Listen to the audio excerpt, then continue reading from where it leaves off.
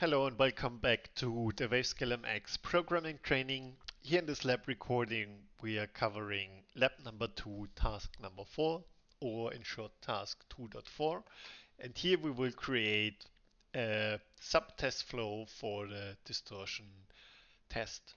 Okay, so let me put that one aside and jump into our smart test session here. And it says that in the package explorer, right click at the setup and set up the distortion AC folder. Wait. So we're gonna go here, right click and then new, and we have the test flow.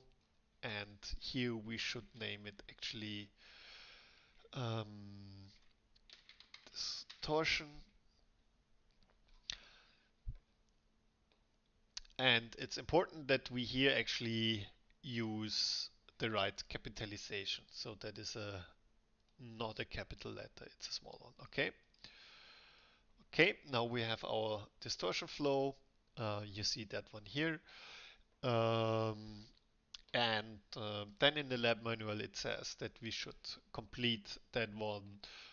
So we should add the setup part here and then also in the execute part this one here. So let me put that one aside. We're gonna use Content Assist again to do this. So first is actually to set up our test suite. So um, we just type in here suite distortion calls, whoops. And then if you also use here the control space, you get already a suggestion of test method codes which you could use. And we have here the distortion AC.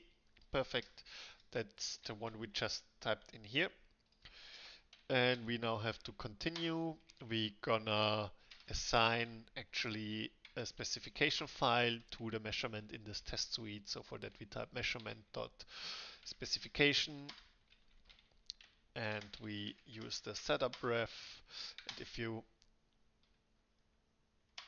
use that one here, and we have here now for the specification we use the distortion AC spec, which we set up in one of the tasks before.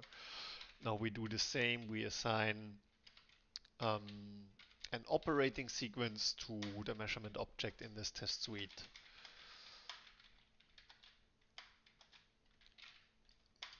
So most of the time I'm just using control space to do so.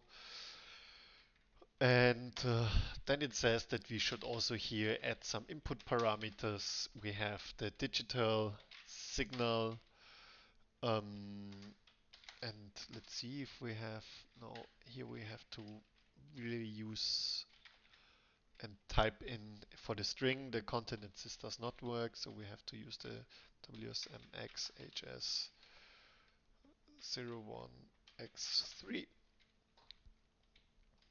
And we have a digitizer action, and that is the measure wave sign. So those are actually things from the distortion spec here. So let me move that one over here.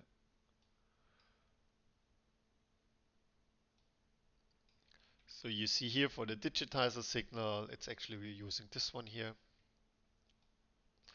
And for the digitizer action, we're using the measure wave sign as we set up here. Okay. It's also asking for num cycles. That is supposed to be 61. And the number of harmonics. And that is supposed to be 6. Okay, that is the setup part, and in the execute part we just add the distortion test suite, which is just set up here, and we're gonna execute it. And then to make everything pass here we add the binning to it. And that is now our distortion subflow And with that, actually, we completed task number 4. Okay, so let's continue with task 5 in a separate video. Bye bye.